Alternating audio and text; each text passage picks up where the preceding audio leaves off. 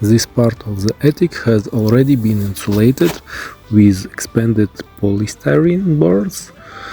Around the chimney I've used rock wool to protect it from the heat.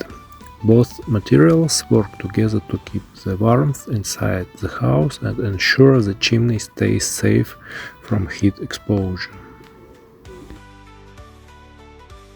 Next, I'm pouring half of the adhesive mixture into the bucket.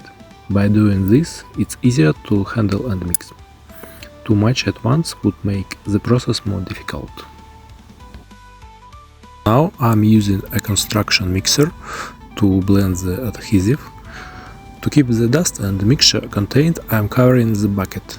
This method ensures a cleaner workspace and more effective blend.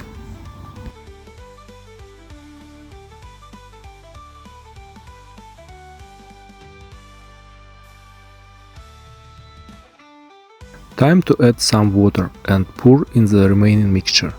This will give me the right consistency to bond the expanded polystyrene boards firmly to the floor. I am adding more water and mixing the adhesive again, but as you can see, the bucket is almost full now. I have to be careful to avoid spilling any. This consistency is key to ensuring the expanded polystyrene boards adhere well to the surface. The adhesive is ready. It's not too wet or too dry. The ideal texture should be similar to dough, just right for securing the expanded polystyrene boards in place.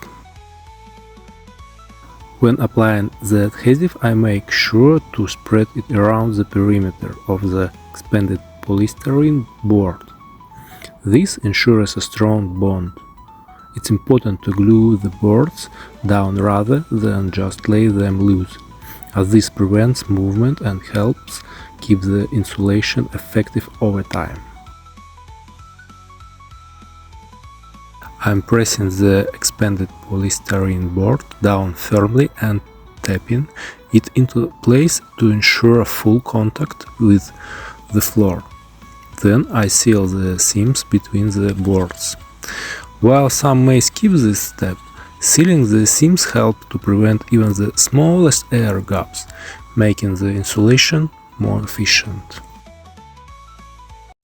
Now for the real work, laying the expanded polystyrene boards one by one, step by step. If your attic floor isn't insulated, you can lose up to 25% of your home's heat through the roof. Insulating the floor with expanded polystyrene helps to prevent that heat loss, reducing energy cost and keeping the house warm. Expanded polystyrene is lightweight, durable and provides excellent thermal resistance, making it ideal for attic floor insulation. Here you can see the wooden beams under the roof, also known as the marlotte. It's important to leave these exposed for ventilation. Covering them with insulation could trap moisture, which can lead to rot over time. Whenever I cut the expanded polystyrene boards, I coat the cut edges with adhesive. This prevents the expanded polystyrene from crumbling and ensures the board remains intact. While it's not always necessary, it's a good practice to protect the edges and maintain the integrity of the insulation. Here's the result so far. More than half of the attic floor is now covered with expanded polystyrene boards. You can also see the second chimney, which is no longer in use, but it's important to plan around these features when insulating. Even though it's not in operation, proper insulation around structures like this can prevent drafts and air leaks.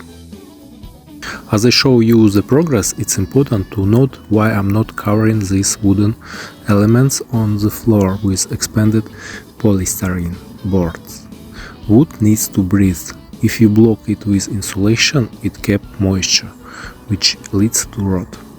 Over time, this can cause serious structural damage to your roof.